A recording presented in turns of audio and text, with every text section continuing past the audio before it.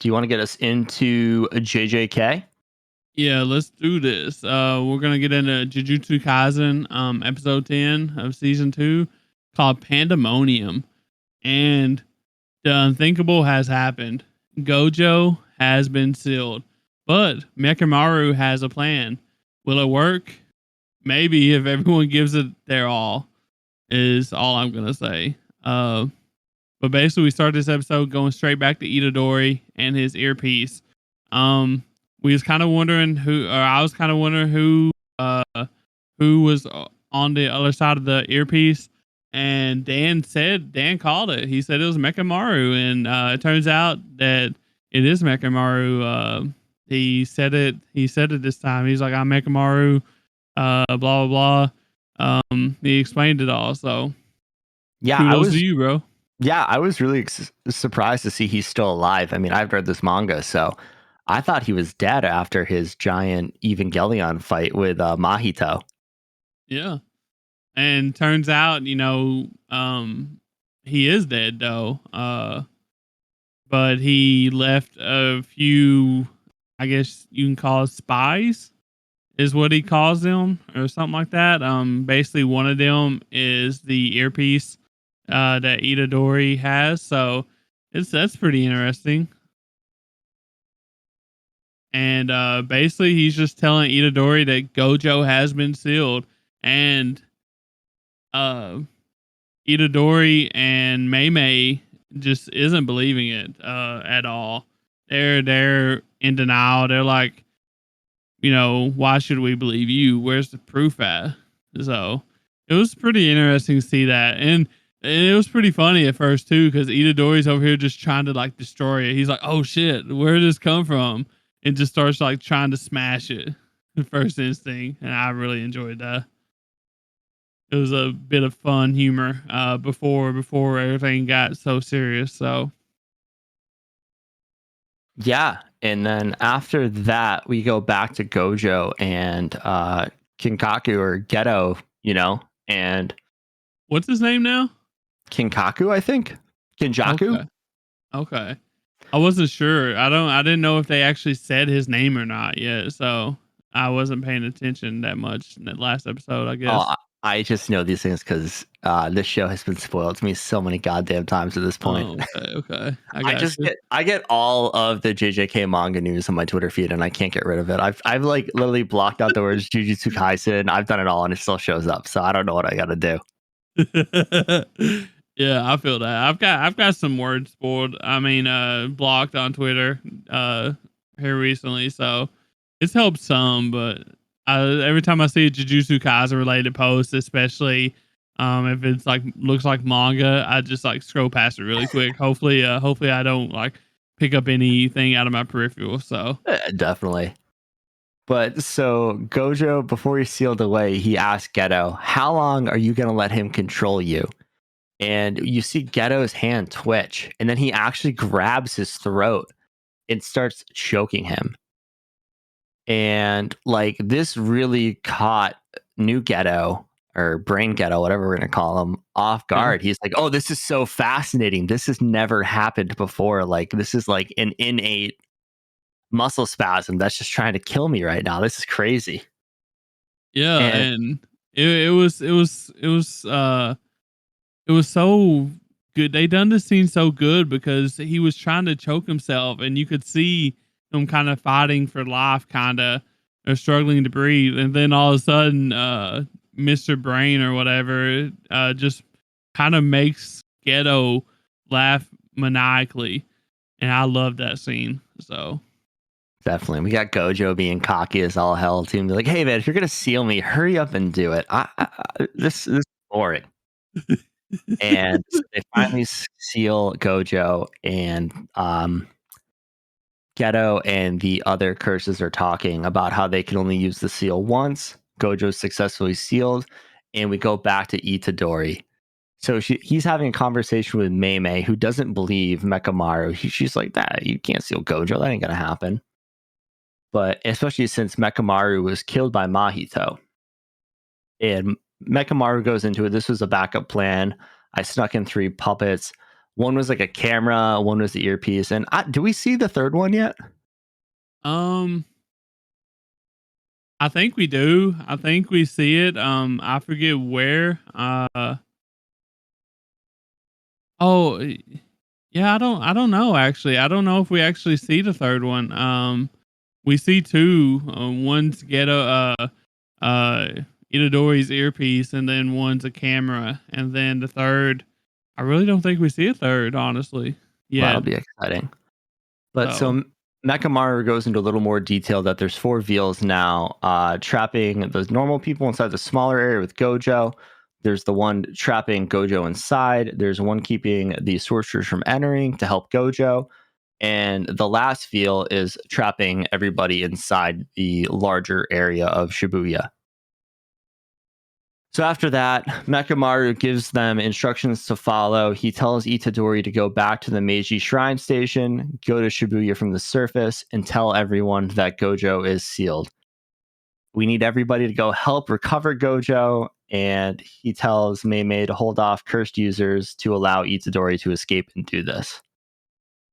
yeah, because at this time, we didn't mention that there's actually a couple cursed users or cursed spirits or something like that coming towards them from the train tracks, and Mechamaru senses that and tells them about it. And like, y'all should get ready. There's people coming after you. That's why I believe I can trust in y'all, because there's people coming to kill y'all. I don't believe y'all are traitors, which is something something like interesting. Mechamaru believes there's traitors, spies inside the Jujutsu sorcerer world, I guess, helping Ghetto, Mr. Brain, and Mahito out. So Yeah, that's and interesting. they kind of alluded to that a couple episodes too, where they're like, "Hey, we know there are people providing information to Ghetto.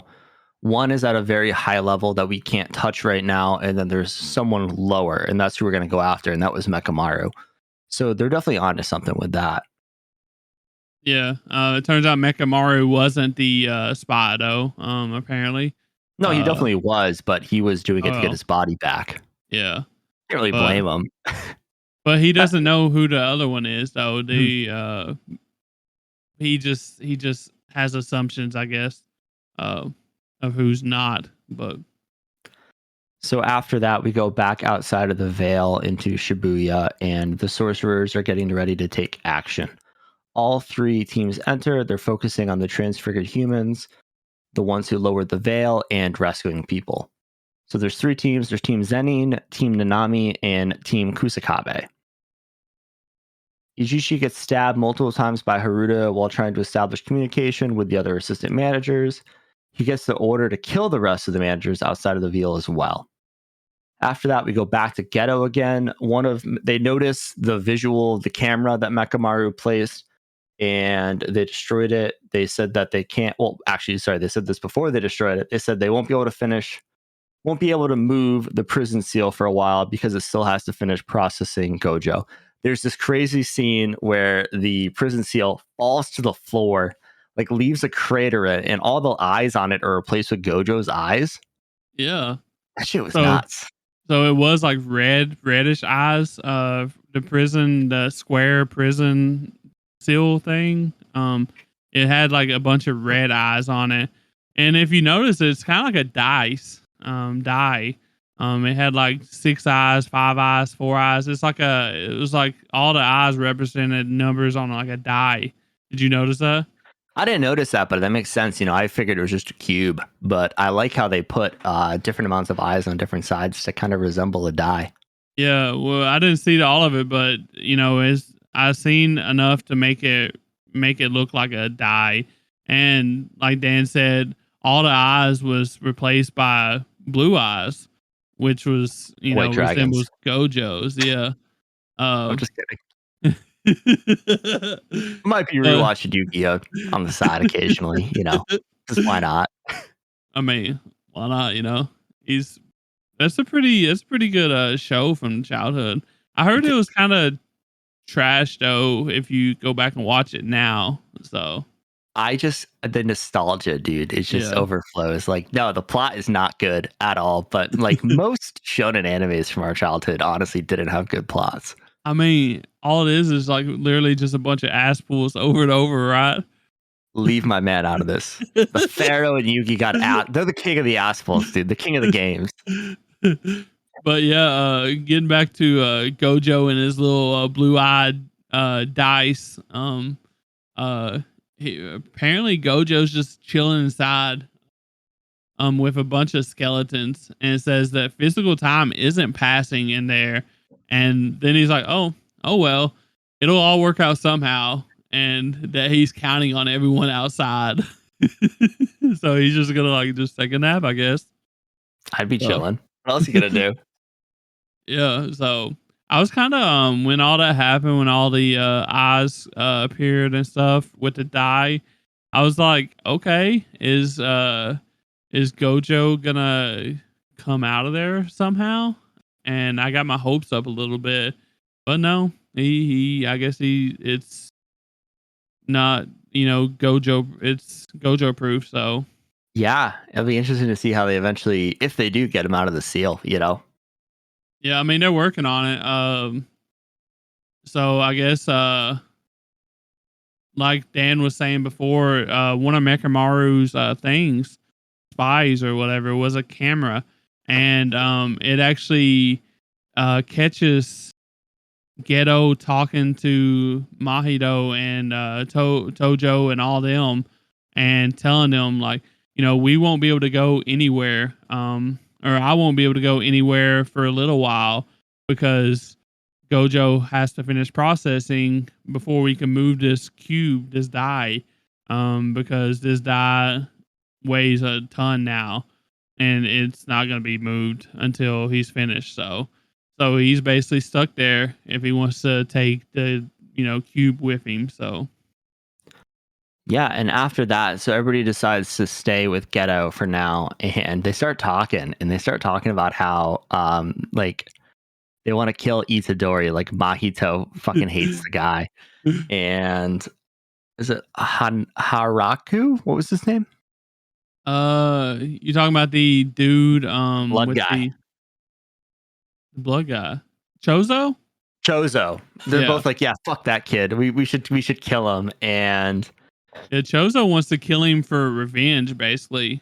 So and Mahito just didn't like that he got pieced up by him. yeah. And the only one that doesn't want to kill him is Tojo Jogo. and or Jogo. I don't know why I'm saying Tojo. Jogo. Um, Jogo he doesn't want to kill him. He wants to feed him the rest of the fingers, and that way Sukuna can come out and play forever. So Yeah, and they get in this whole conversation. They're like, well, we sealed Gojo. Do we really need Sukuna? yeah. Like, that was kind of the backup plan. Like, if we couldn't seal Gojo and take him out of the mix, like, we'd resurrect Sukuna and rain hell with the King of Curses. So basically, they decide to play a little game. And it's whoever gets the Itadori first can decide what to do with them. If they can, if they can follow through with their plans, because Itadori, he's a force to be reckoned with still. So Definitely. So the other curses leave to go find Itadori. And Geto then notices Mimiko and Nanako, who are Geto's little friends that he saved back in the day. And they're like, look, we've killed all these monkeys. Like, give us Geto's body back. And new Geto is slowly sitting there like, that ain't gonna happen. Like, if you want to make a promise with a sorcerer, you gotta make a pact. Like, yeah. I ain't giving you shit. And what's funny is when they first showed up in the first opening like conversation, he basically said that the transfigured humans that was just mindlessly walking around was smarter than those two. I was like, damn, okay. Dude, he's talking some smack. And he's just like, get the fuck out of here. I'm going to kill you. So they leave. And after that, we get a scene with Itadori. He makes it back to the station and goes on the roof. And he's literally just screaming Nanami's name the entire time for like a minute, right? Like this is a Yeah. while. He's And like, he's screaming Anami. Nanami, and then he starts going like na na na na na money. And I'm like, what the fuck are you doing, dude? He got bored, bro. Okay. He's such a clown. But he was still like yelling. He was still like yelling Nanami and doing his shenanigans as like I think what's his name? Megamoon? Yeah, Megami. Megumi, right? Was Mhm. that his name? Megumi? Megumi, yeah. Yeah, he shows up behind him and it's like, hey, Itadori. And he just ignores him and just keeps on yelling. And he has to go over there and hit him on the head. I love the way that they throw comedy into these episodes because you know any other show they wouldn't. This is a serious time right now, and they just insert these comedic relief parts out of nowhere, and I love it. So Definitely. And so Nanami's team is Nanami, Megumi, and Ino. And basically, after they get Itadori to shut up, they're talking. And Ino says there's two things that are going to happen if we don't succeed in freeing Gojo. One, the collapse of the Gojo clan, because he is currently the only member remaining, and the collapse of the balance of power between the curses and the sorcerers. And this is kind of what they were talking about. The curses were with Geto that they don't need to revive Sukuna at this point because Gojo is gone. yeah, and also they said they went on to explain back then too that right now they're like a 50-50 power struggle. But if they brought Sukuna back, it would be way over on the side of the curse users, but they couldn't control Sukuna is what they was worried about. Even though that it would be a time, it would be like the curse's time to thrive. Sukuna would just be running wild because no one could handle him. So yeah, it's essentially, Jogo is like, I want to have the same freedom that humans have. And if we bring back Sukuna, I actually don't know if that'll happen, because the king of curses he's a scary guy. but Yeah, yeah, crazy basically, episode. yeah. And basically, the power balance will be, collapsed because if you think about it, a lot of these curses are like being good and staying hidden and staying quiet because of Gojo. And now if it gets out that Gojo is sealed, then all these curse users and spirits that have been quiet because of him will come out to play because what do they got to fear? Gojo's gone. So Yeah. So that'll be crazy.